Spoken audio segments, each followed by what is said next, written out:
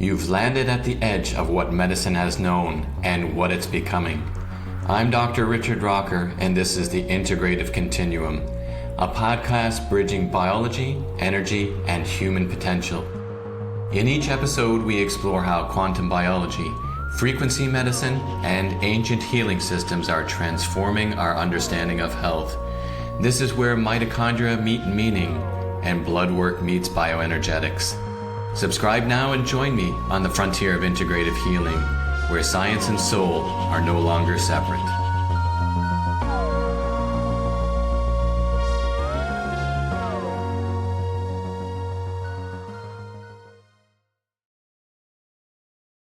Welcome to the Integrative Continuum. I'm Dr. Richard Rocker. Today I'm joined by Dr. Basma Al-Homosani. Dr. Homosani is a qualified medical doctor from Egypt. During her internship, she was deeply moved by the suffering of patients with chronic conditions, which inspired her to search for deeper, more holistic solutions. She turned to research and went on to earn a master's and PhD in molecular medicine from Trinity College Dublin, as well as a master's in leadership and innovation in healthcare from the Royal College of Ireland. She also holds an Irish diploma in nutritional therapy and is a fellow of the Geneva College of Longevity in Switzerland. Furthermore, Dr. El-Homosani is board certified and a fellow of the American Academy of Anti-Aging Medicine, the Metabolic Medicine Institute, and a member of the American Academy of Lifestyle Medicine. Dr. Homosani uniquely blends clinical medicine, molecular science, and lifestyle medicine to help people age gracefully and live optimally, harnessing the gut-brain connection, nutrition, and environmental awareness to restore balance and longevity. Today, we'll unpack both the science and the practical side, what to eat, what habits to adopt, and which simple tests can reveal whether someone is aging healthfully. Dr. Homosani, it's wonderful to have you with us today. Thank you, Richard. It's a pleasure. Excellent. Well, I'm really looking forward into hearing you speak, and maybe we'll even have a little chat here and there. You've got a wonderful background of experience, so I'm sure our listeners are going to learn much from this podcast today. So let's start off with your journey. So you went from MD in Egypt to PhD in molecular medicine and into lifestyle and nutritional medicine. So what shifted you from conventional practice to this integrated focus? Well, conventional practice is so important. It's vital for any clinician. Um, I I studied medicine, and it was the best years. I love medicine.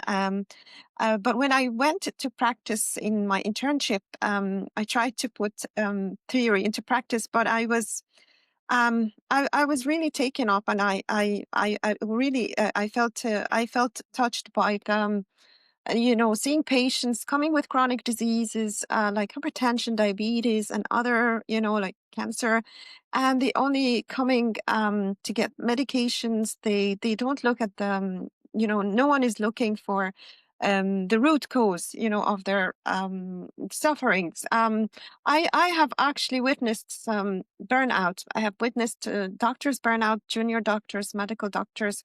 In a clinic, you could be seeing 30 patients, and as a young doctor, you don't have the time, you don't have the energy. So I was touched and taken down by the sufferings of these patients.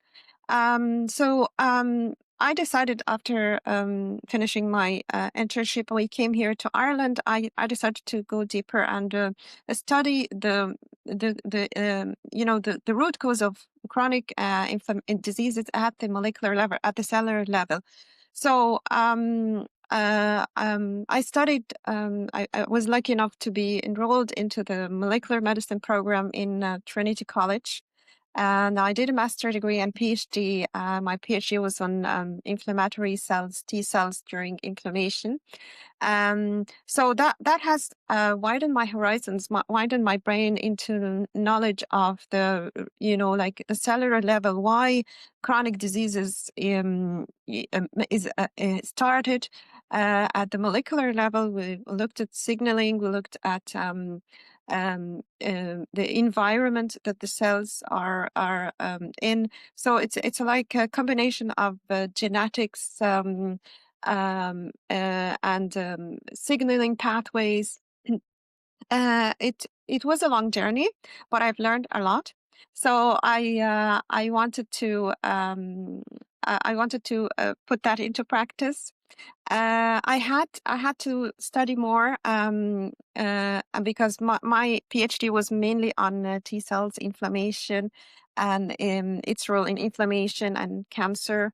So I did a fellowship in anti-aging and functional medicine, and it was truly magnificent in a way that I've learned more about lifestyle and how the environment can affect also the cellular aspects. It's now the Institute of Metabolic Health.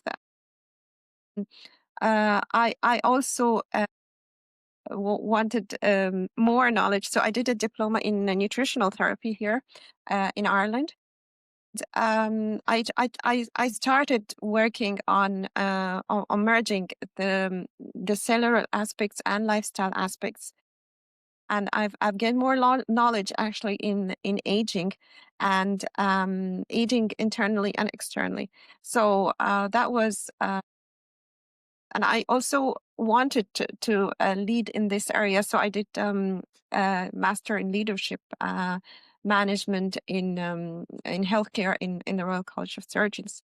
And now I'm also looking into AI, artificial intelligence in healthcare, which is it's a amazing horizon in healthcare, and I think if it's implemented, and hopefully it's nearly implemented here, it will revolutionize our critical thinking and management, like better management. So now let's say, for example, a patient comes and he has he's obese, he has maybe pre-diabetes or diabetes, or he's hypertensive, and or he doesn't know how what diet he should follow, or what is the lifestyle changes that he can modify. So what I do is just to listen to the patient, because many patients will come to in clinics and like in hospital settings, they like doctors, as I said, they have no time, or they cannot really look deeper into the root cause. So what from experience, I found that like the most problems these patients is that they are actually being blinded by media, regarding, for example, marketing junk foods, marketing like say cereals and stuff like that, and that they think that this is the right thing. And if you ask the patients, are you eating healthy, they say yes, but if you go through their diet, it's nothing close to healthy. So you educate them on like the proper fats, proper nutrients, and how to get macronutrients, and how to avoid this internal inflammation, because most of these chronic diseases have one or two things in common. One of them is chronic low mild inflammation, and it's coming from mainly most of 90% from insulin, well, insulin resistance. So it could be temporary insulin resistance, or it could be like you can look at that easily in any blood test. Like you don't have to have any fancy blood tests. You can order from a GP. You can work with the GP and ask for like simple blood picture, lipid panel, hormonal panel, and mostly like the inflammatory markers like C-reactive protein. And I think I post a lot on LinkedIn and Instagram on the importance. I'll be posting soon on one of these important markers, which is high sensitivity C-reactive protein.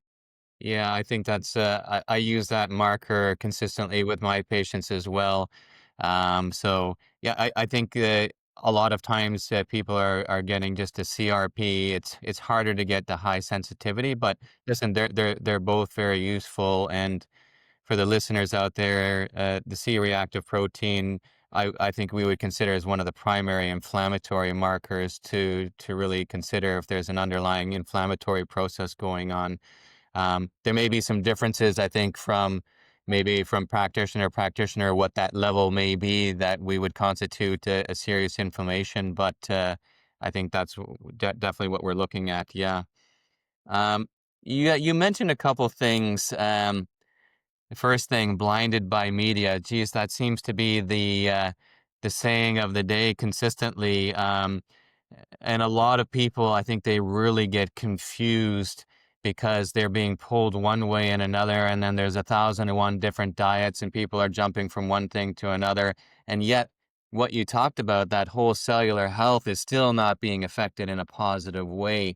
So, what kind of things can somebody do to improve their cellular health, and how would they know that? Yeah, so as I said, like a simple blood test, if you run through, for example, the C-reactive protein, Hmm.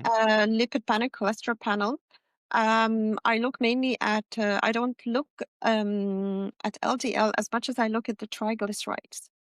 So if the triglycerides is high, I know that this person is going through insulin resistance.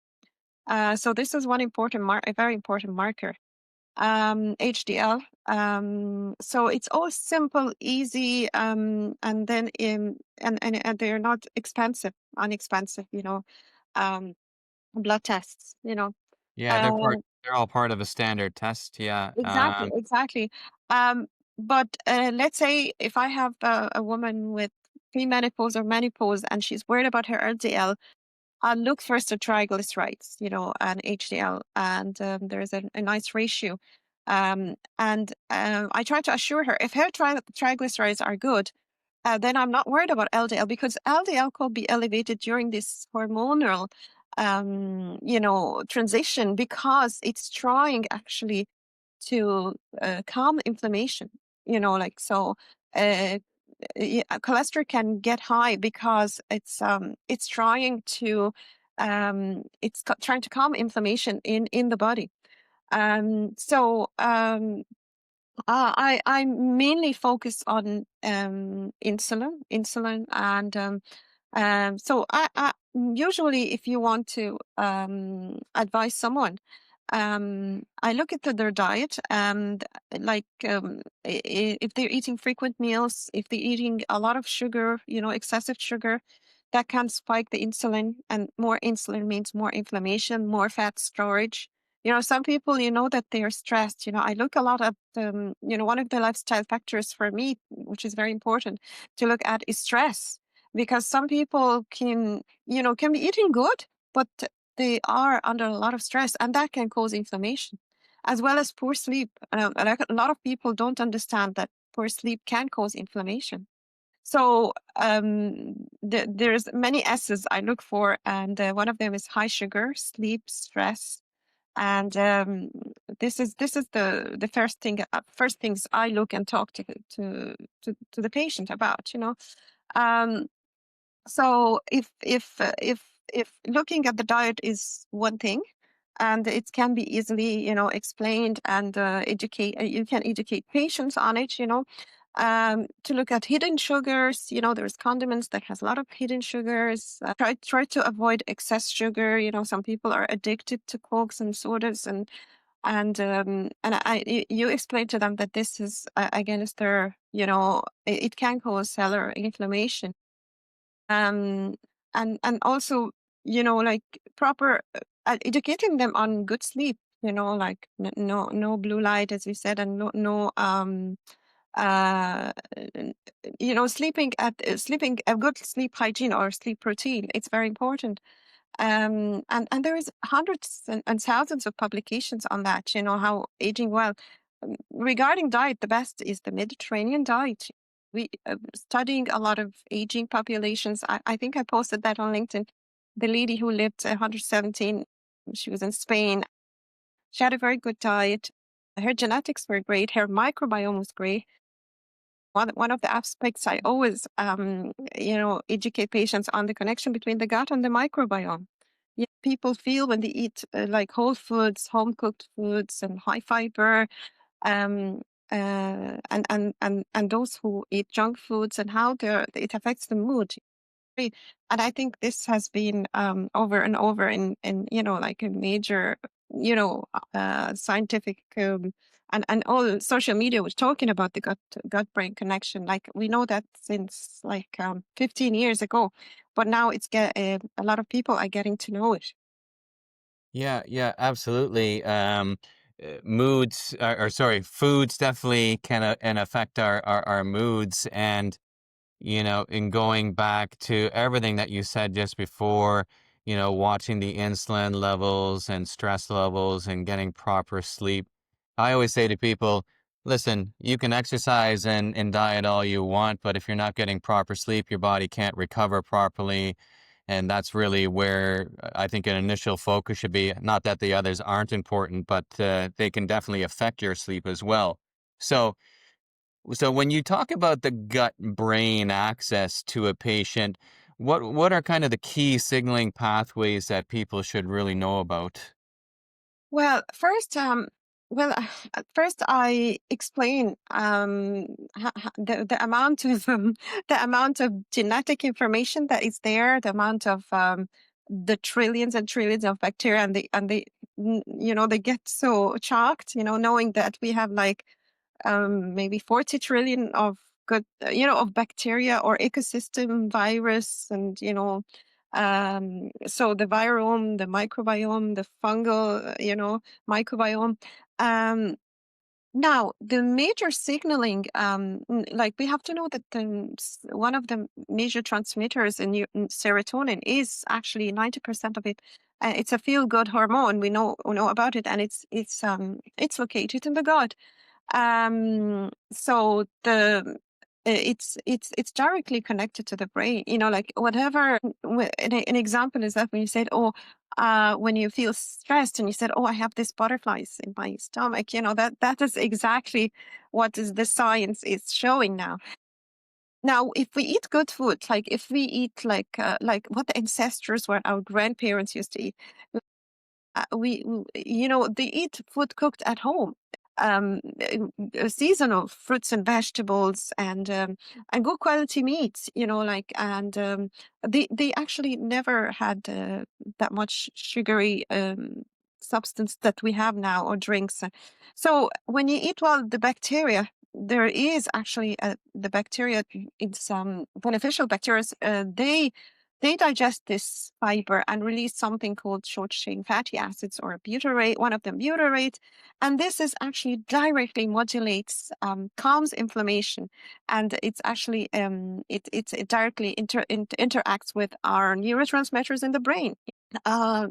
People who are live on Western American food, high carbs, high sugar. I mean, if you go to a Starbucks or something, if you go to any um, you know like big chains, like you have to, I teach people to look and read the amount of sugar. I teach people to read labels. You have to know how much sugar you are consuming. This excess sugar actually, it's actually can undermine the good bacteria. It can increase the amount of pathological bacteria with their own toxin metabolites that cause inflammation and directly affect the brain. And not just the brain, there is like other organs, the liver and the heart. Yeah. So Yeah, so again, there's that connection between the gut and the brain. So if we have inflammatory issues in the gut, how is that affecting somebody's moods and behaviors and their thinking patterns? And from my observation, it seems a lot of people seem very confused and distracted these days. So you have to wonder how much of that is a result of the diet. But, my answer is pretty well answered when I go to the grocery store and I look at what people put in their trolleys and on the cart there, and I'm going, well, no wonder people are having so many issues and problems. I think we've gotten I think we've gotten a little bit complacent. We are in such a fast lifestyle that everybody needs everything quick and fast, and our food has become that. And we really have this high sugar, high carb, nutrient devoid food, and I think that's why we're having a lot of issues with that. So yeah, I totally get where you're coming from there. Okay, so we talked about the microbiome derived metabolites, short chain fatty acids, butyrates, and we could get into all the amino acids in that. But again, it's proper, healthy, balanced diet, not too much sugar. Um, there's there seems to be a lot of debate about carbohydrates today and how much is actually necessary. Do we need them at all, or do we need a small amount, or can that vary from person to person? Would you have any thoughts on that? Oh, yes, definitely. We need carbs. We need carbs. Um, Balanced, believe it or not, the ancestrals or the whole grain bread was actually the best probiotic at that time. So bread can be very good, very good. Obviously, a moderation. If it's a whole coming from whole grains, and if they're not like exposed to pesticides, it's very, very good source of fiber and source of for good bacteria. Um, and but every patient or every individual case is different. So if someone is overweight, I will definitely limit carbs at the start, I would encourage them to eat more like salads, vegetables, good meat, fish, and maybe a little bit, a very little amount of carbs, and but and we, and as long as they follow that and they do a very good, they go with the program, um, so I can introduce carb later, but people feel better, and they like their journey with weight management is is successful when they follow, when they follow the advice. Right. So but if it's a healthy person, carbs is very important. Carbs can be in vegetables. You don't have to get it all the time from, like there's carbs in vegetables. Definitely, I won't take like there's many patients I have that are over 90, and they actually bake their own bread, like soda bread, sourdough bread, and they live a very healthy life, Yeah, so I think I think our ability to be able to break down and digest the foods, because I think it's probably one of the most controversial topics now about fibers, and then you've got the extreme ends, you've got the carnivores, and then you got the extreme vegan kind of philosophies. But I think it some of the foods, I think they might be a little bit difficult to digest, and they usually would fall into the fiber class. But then again, just like we said earlier, we're in this rushed lifestyle, and we are also our preparing of those foods becomes rushed, where previously, we might have taken those grains and we soaked them for days and we fermented them, which made them, that's, the classic sourdough process, which made it yeah, easier to digest. I know for myself, if I eat a standard piece of bread, I'm going to look like I'm 4 months pregnant. But if yeah, I have a properly made sourdough process, I don't really get that, especially if we have a lot of good Irish butter on there. It tends to yes, balance it out. But also, I think it's the same with vegetables and that. And I think they were prepared in certain ways. They pressure cookers were used a lot in the past as well, which helped to break certain components down in the food. And one thing that I always considered is the inclusion of fats to be able to help us process nutrients and digest. And I think a lot of times that's maybe where the olive oil and the salads came, and the butter on the vegetables, or cooking fatty meats with vegetables. Would you agree with that? 100%. Fats are essential for our growth. Fats are essential for the brain health, for the hormonal health. Without fats, essential fats, we can't. And I always, I've been interviewed in my own country about olive oil, from people who just grow olive trees, and I am always advocating olive oil and extra virgin good quality. I use it all the time. I'm definitely definitely advise people not to use any seed oils, vegetable oils. They are one of the major inflammatory, fatty acids in the diet. To go through this history is long, and it has been deceiving. So I always, and I'm actually currently on posting a recent, a very amazing publication just this week on olive oil and how it actually supercharges the delta T cells, the delta gamma T cells are one of the immune cells to actually fight cancer. So I'm always looking for good quality olive oil, and whenever I travel, so I have here at my house extra virgin olive oil, and I also use good quality Irish butter. So you can see my Irish accent, but yeah. So 100%. Fats are so important. Fats are so important for, for digesting, for absorption, for, for the whole body function. Without these essential fats, we cannot really feel healthy. Or I mean, most of the Mediterranean diet that is the best diet for aging well and anti-inflammation is based on olive oil, nuts and seeds, and whole grains. Olive oil is one of the major um you know um important oil to be on the diet. Yeah, yeah. I think I think that sometimes there's controversy with olive oil and you get conflicting results, but when I look at it, um, I think it really depends on again on the quality of it because Yeah. as I tell people, I said, I don't think you're going to get a half a liter of real olive oil for 4.99 at your local Yes. supermarket. Yeah.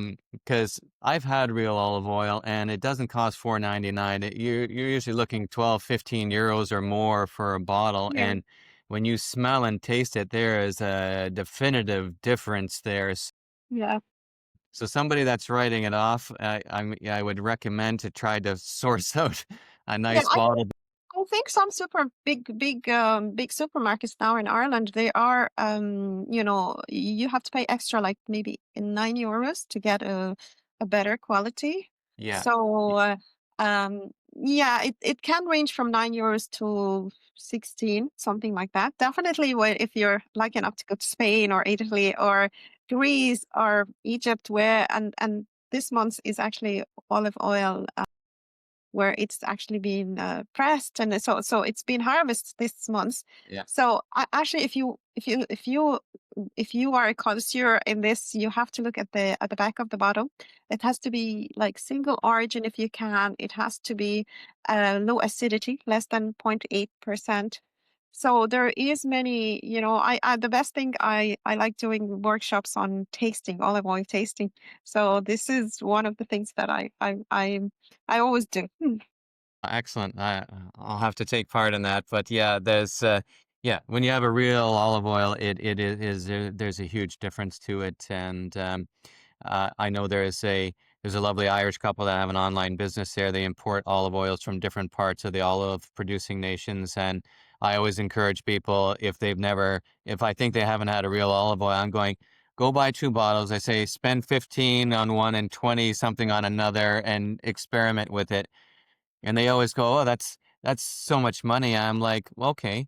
Yeah, but you can spend 20, 30, 40, 50 euros on a bunch of garbage that's no good for you, where Yeah.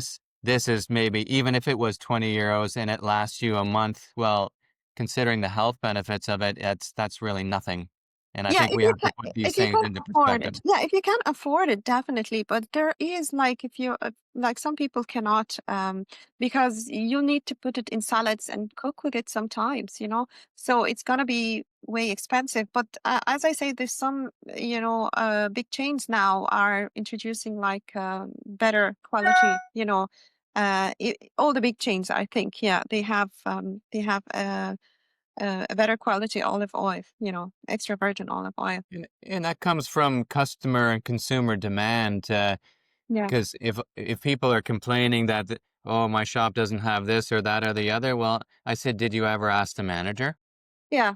It's Yeah, just how yeah. are they going to know if they don't get feedback from people? Because you're ultimately their business. You're supporting them with the money, so you need to let them know. And then I see shops around. They all of it. I'm actually surprised at some of the good products we're starting to see in there. And the more Yes. we do that, the more they're aware, and it always goes where the customer spends their money. So yeah. So Yes, yes. I think a lot of people are more health conscious, and if you want to check, you can like try, say, example, you get something good from a supermarket, and then you can try it for a month or two, and then do a lipid panel, and some people feel great, so they stick with this, brand or and you mentioned controversies on olive oil. I think the major controversies were the smoking point, the cooking, but all Mediterranean areas, they cooked with olive, they stir fried.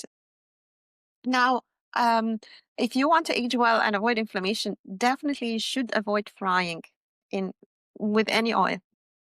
Maybe it could be a treat once a week. You can't have you can't eat fried food every day because that will affect your organs at the cellular level, so it is a way of inflammation, like it's frying. So olive oil, it can be used with all the cooking methods, like in yeah. the oven, in the stove. So it's fine, and it retains most of its polyphenols. The best way, definitely on salads, but definitely cooking with it is still very healthy. I think the controversy with the cooking and the smoke points with the olive oil really comes down to, well, do I actually have a real olive oil? That's a Uh, good question. Yeah, yeah. because if you're having a fake olive oil, then you're going, well, what are they using? Well, it's probably a seed or a vegetable oil with maybe a little bit of olive seasoning or ends of some barrels that are put in there. So maybe it's only 10 or 20% olive oil. And because we know they oxidize very quickly under heat, that would be my suspicion on it. Yeah. Yeah, but if you have the knowledge of olive oil and have to test it, you can easily spot it by even smelling. That, like, if you get a bottle of olive oil and smell it, it's easily to you can check the tones. I think I know what you're I know, and there is a lot of fraud in olive oil, even in the countries that produce olive oil. Like, there was a lot of fraud cases in Italy, and like I think like there is a quality control. I think there's quality control on major supermarkets regarding what the food they get, the oil. So I hope that's the case. Yeah. Yeah. Yeah. Okay.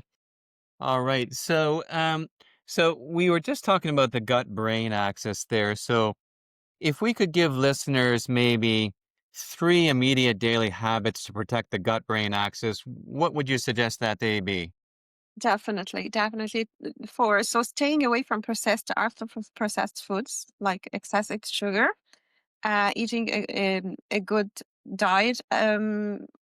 Like, one thing I always advocate is intermittent fasting.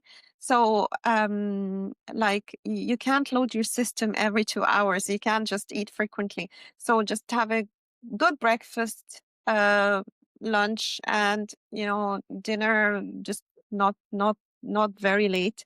So I always stress on good breakfast, even if it's a late breakfast. Now, the most important thing for gut brain axis, I mean, people don't really know, is sunlight. So, unfortunately, you can see that a lot, in the Mediterranean areas. People, when they go and travel, they actually feel happier. Their mood is better. Um, Apart from the foods that is fresh and seasonal, it's just the sunlight is so important. Um, Unfortunately, here we have in winter times. I mean, you can see a lot of people with SAD disorder, which is seasonal affective disorder. It affects both the gut and the brain. And as soon as they are exposed to sunlight, they are feeling much better. Um, so sunlight on its own actually calms inflammation. And I tell people, if you can, as much, if you can't, just go if you can afford to go have a holiday. Now, the other thing, as I said, managing stress and good sleep. Sleep is so important. 7 hours uninterrupted sleep. Stay away from anything that disrupts sleeps, and also try to manage stress. Yeah. And that's probably the hard one for people Yes. in this fast go society. But yeah, we do as much as we can to mitigate those things. So they're all very useful tips. So another thing when we talk about the gut, we can often talk about dysbiosis. That's widely discussed. So how do you clinically recognize it?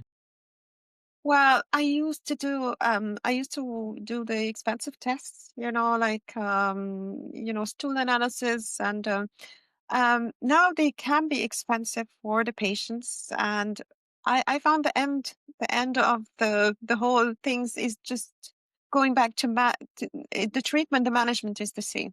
So if patients cannot afford them, that's fine. That's fine.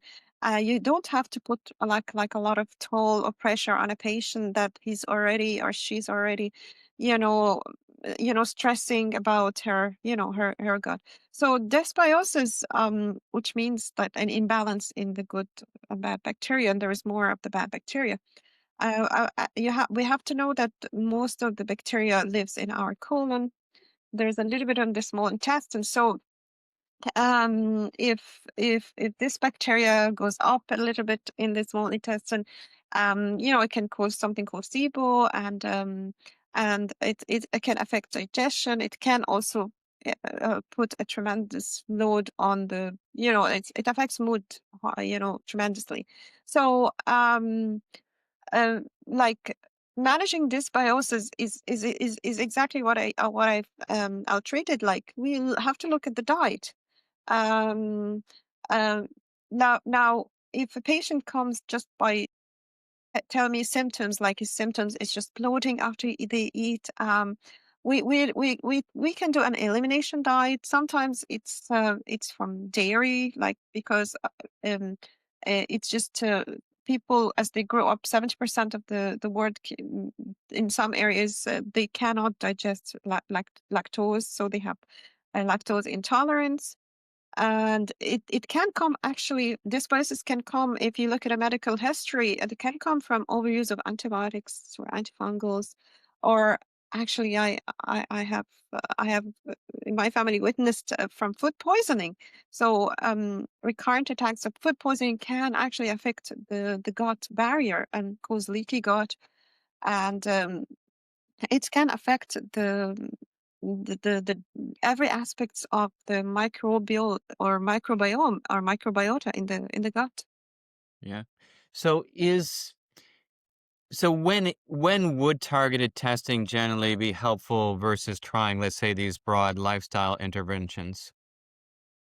Definitely, like there is. I mean, if everything failed, like if they can't manage like if they had the diet is fine, and like stress, if they can manage stress and other aspects of lifestyle. Now, I have to mention that exercise and movement is one of the best probiotics. So if someone's asked me what's the best probiotic, I will say it's exercise. So now, if the patient cannot really, or is not feeling well, or which doesn't really the case, because most patients, they can have dysbiosis, Richard, because they don't chew their food. So Hey, I have patients, and they came back thanking me. They said, "I didn't know that chewing the food made such a difference." And I said, "I thank you for," and I said, "It's only one simple thing, to do. Like most people, as you said, they are rushing, and they don't have time to sit down and eat. Chewing is actually, one of the best thing, to do for the health of your gut. Sit down, relax, like in the past, we don't have much of them because people will sit down. Now, when you go to any restaurant or even in a house, people are on their phones. They are not talking to each other. There is no, like there is no fun in eating, like, so they're yeah, just eating to survive, not to, feel happy. So yeah. unfortunately, that's the case, and many people don't understand that, like, they don't. Yeah, listen, I think I've been guilty about eating too fast in the past as well. And then, there's a few things I did to, approach my gut issues, but the slowing down the eating process was a huge one. And the best tip that I ever got from somebody was, when you take a fork full of food in your mouth, actually put the fork and the knife down Yes. and chew your food. That avoids you from shoveling and shoveling the food Yeah. in. And just that one simple thing really, really works. It makes you more mindful about your eating and you chew it more. And it does make a huge difference. So I think that's a great tip maybe Yeah. for somebody out there that is a food shoveler, right? Well, we all have been through that. Yeah, yeah. So okay. Here's something we talked about. You mentioned Mediterranean diet and intermittent fasting, and I mentioned low carb and that. So, how do you decide which dietary frame suits which patient for their mood and their longevity? Well, that's it. Well, every person, it's like individual. Like it's like precision or medicine in a way. Every person is different. So every patient, like they have their different needs and their different circumstances. Because like if they are pre-diabetes, if they are already diabetic, if they are like have like lipid issues, like some people can be everything is fine except they have like just a insulin imbalance, or so every individual or patient is different. You have to sit with each patient for 2 hours at least, Mhm. taking a timeline and like family history and medical history. um usually, like I discuss the Mediterranean diet and how they can cook, how can they actually do the shopping, how can they choose the ingredients, and advice on how to utilize. So it's simply mostly all about education.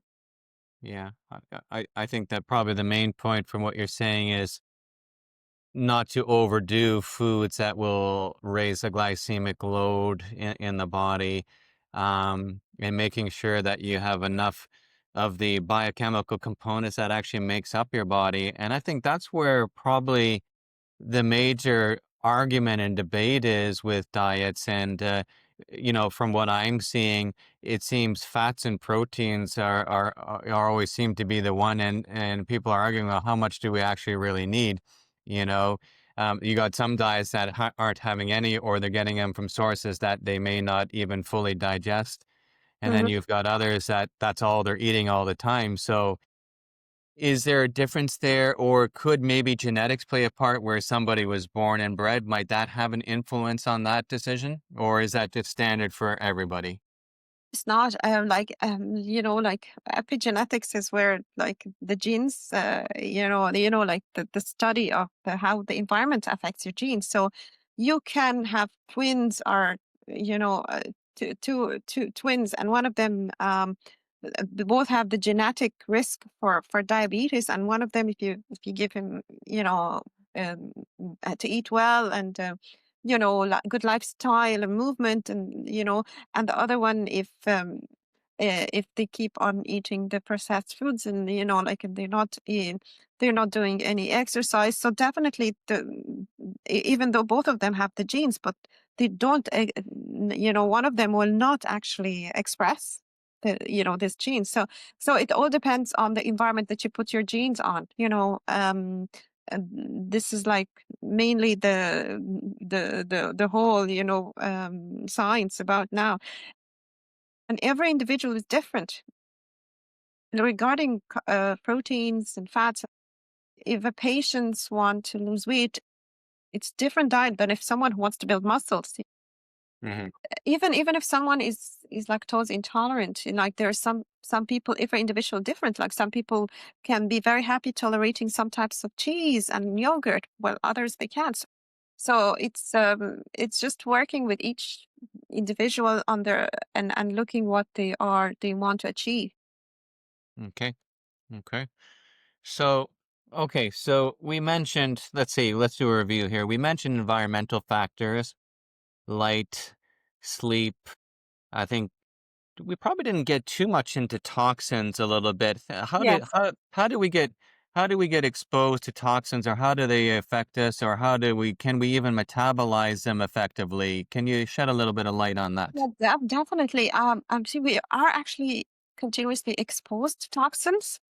Let's say air pollution. I mean, people who are burning. I mean, there's people who burn like, coal burning.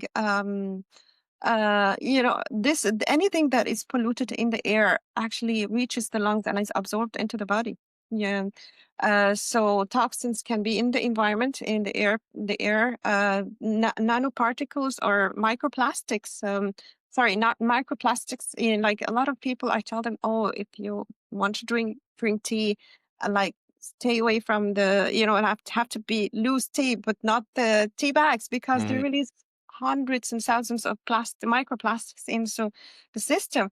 So and people think plastic bottles, even baby bottles, um and we are actually being bombarded by a lot of environmental toxins like hair dyes and like some of them we cannot avoid, and the body, if we are young and healthy, the body can easily detoxify them, like the liver can detoxify them. Now, if the liver has a lot of load, like with people who drink a lot of alcohol, the liver is already exhausted, and also aging can be a factor. So we can detoxify stuff when you're young, but we cannot like if the liver is overburdened, it will be harder for the liver to detoxify. Obese people will be harder because there's a lot of toxins that accumulates in the fat. So they might retain some like microplastics, other, I post a lot on that, the in microplastics in the blood, and actually they've been found in the umbilical cord. There's microplastic being found in the brain, in the lung, in the ovaries, which is something shocking. And so, what are some actual steps somebody could do to help their detoxification process? Because again, when you talk about detoxification, there's another 1,001 different opinions, and some of the things I hear, I just shake my head and going, oh, no, no. But Yeah. what suggestions would you have that somebody easily could do? So simply the first thing is avoiding, like if you live in an air polluted, avoiding the triggers. Like if live with someone who's smoking, like there is passive smoking, you will definitely be affected. So trying to educate people. Actually, smoking is one of the major inflammatory, process that happens in the body. Try to stay away from any so the trigger, if you know the trigger, if you know there's microplastics, and try to stay away from like plastic kettles and plastic, tea bags, and also cookware. Some people like they cook with scratched Teflon. That's they're releasing a lot of toxins in their body while they're cooking, and they don't understand. The first thing, also the most important thing, is getting rid. In the morning you can have just if when you wake up, just have like warm water with um like some people can have warm water. Some people can have it with some lemon. Some people can have like tea. Sometimes I put ginger, I put cinnamon. So hydration is so important, like because it's important to get rid of all these toxins, and avoiding, you know, yeah, warm fluids are good in winter, and um, also actually sunlight actually is very good to detoxify the body. Eating greens and eating like a lot of salads to include, you can include it in the breakfast or lunch and dinner. Make sure, like you get fresh, like produce and greens and all this. You can give some tips on how to cook the salads or how to prepare the salads. Mm. So yeah, all of this, also movement, exercise, walking in fresh air is very good to detoxify the system, the body. Okay, perfect, perfect. So we talked about before a bit about light, how it affects our body, and there's a whole circadian balance or rhythm associated with that. So, how important is circadian alignment for our gut health and for our maintaining our aging? How important is that? It's so important. It's so important. Um, like circadian rhythm, like sunlight and sunset. Even exposure to light, daily light, even if there's no sun, is so important. It's so important for the function of the brain, the hormonal imbalance, hormonal balance, the neurotransmitters. It's very important for longevity, because the sunlight, there is a lot of research on how sunlight can, or daily light, can increase longevity, and lack of it can actually, can increase the risk of many disease, heart disease, and because the body is all synchronized, all the organs are synchronized with day light cycle. Yeah, and it doesn't necessarily mean that the sun has to be blaring down on it, does it? No, no, I'm fine. No, no. But at least if you have a like an office, or you work from home, just to, try to go out early in the morning for a few minutes, and between work, go into fresh air. Now the change of like there is always a problem with the change of the clock, and it actually can affect the circadian risk, the sleep cycle. If it's disrupted, even by 1 hour, it can actually affect the circadian rhythm, and how the brain works. Now, even if you live in an area which is very sunny, there is also safety. Like, there, you have to be going when it's safe and when it's not very hot. So every country have their own, uh, ways of enjoying, and not to be like excessively exposed to, like. So there is also always moderation. um but I unfortunately, we see a lot of patients in winter times that they are actually, they're definitely, the no exposure to the sun is affecting their health.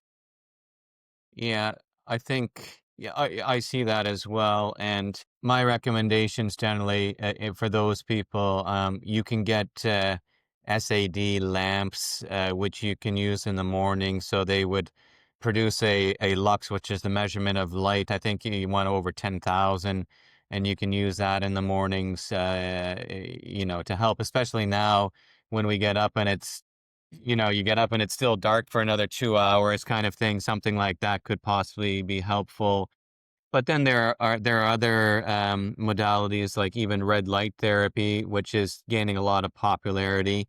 I know in our clinic we have one of those rooms, and I can tell you the red light therapy room is much busier in the winter than than it is Definitely, yeah. than in the summer. But just in general, I think really the point is probably people just really need to get outside. I think that's probably the main point, no matter where we live, because uh, nature helps us to balance out. It balance out our rhythms. We're exposed to, even just walking into the forest, we can be exposed to good, probiotics in the air. You're walking by the sea, you get negative ions, and you take your shoes and socks off and get Exactly. grounded. And so Yeah. I think these are things that we've got sometimes get away from in this fast lifestyle. So As they say, sometimes we gotta slow down and smell the roses, don't we? And that's 100%. And I always advocate nature. Nature is a great therapy. And actually, as you said, forest walking in a forest not only it actually can affect our immune cells. Deep down to the cellular level. Walking in nature has magnificent benefits. Not just for mood, but also for immunity and aging well. Yeah, yeah. And I think if we look at if we look at some of the studies from some of the blue zone areas and countries, again, there can be a little bit of debate about those, but the things that I notice with them is they eat basic healthy diets. There's really not very much processed foods. They tend to be outside a lot more. Uh, and it doesn't always have to be an extremely sunny, country. They seem to have more social interactions with people as well. So they actually seem to be slowing down and enjoying life a little bit more. Even like we said, the process of eating, and in some countries, eating is the thing. We meet and we eat together as family and friends, and it's not rush. It's actually a 2 3 hour event, and I think maybe they have it right, and we need to get back to some of those principles. True. And one of my talks, I mentioned how definitely how loneliness can be a risk factor for mortality. Like it can increase heart disease, just loneliness. It can increase inflammation in the body. It is something to remember. Like check on your family always, and like there's a lot of old people now who feel like lonely, and this is something to remind the family members to check on them because it can fasten their mortality. Yeah, absolutely. And that means that means physically doing it and not Mhm. always on our Right. devices and that, especially the older generation, which many of them are still not accustomed to doing that. Yeah. Even my mother, she just got a phone for the first time last week. So, you know, it's our mobile phone, I should say. But Yeah, yeah, so yeah, I think they're all very important. So, well, definitely. yeah, so that's great. Listen, I really want to thank you, Dr. Homosani. We talked about a lot of very important steps today to help people with their gut health, with their longevity, and how it all ties together. And again, I think the point here is that there is nothing really that's extremely complicated here. It's really just sometimes slowing down, putting these things back in, and getting the benefits from them. And if if somebody is having some more issues and they need somebody to work with and they go, "Hey, I would like to work with Dr. Homosani," how would they go about doing that? Oh, where I have a clinic here in Galway, and well, I reach people through online, like FaceTime, and it's whatever is easier. It's just and usually try to schedule them as early as I can, but sometimes I'll be away. So yeah, so it's just easy. I have LinkedIn and I have Instagram, and I also post, most of the facts and most of the advice, and all updates on in this area and aging and longevity. So yeah. Okay, great. So what I'll do is I'll put that information in the show notes for people, so if they want to look at that. But I know you're quite active on LinkedIn. I've seen many of your posts, and they're wonderful. Um, and I probably need to slow down myself so I can actually comment on on some of them. Yeah, right. Um, but yeah. So we'll put that all in the show notes for the listeners if they would like to keep in touch with you or follow you. Then that would be great. So again, I'd like to thank you very much for joining us today on the Integrative Continuum, and like to thank all the listeners for joining us today. And if you found this podcast valuable, or somebody else might find value in it, please link and share that to them. And I wish everybody a great day, and we'll see you on the next episode of the Integrative Continuum. Thank you, and goodbye. Thank you for joining me on the Integrative Continuum. I hope today's conversation gave you new insights and practical tools for your own health journey. If you enjoyed this episode, please subscribe, share it with someone who would benefit, and leave us a review.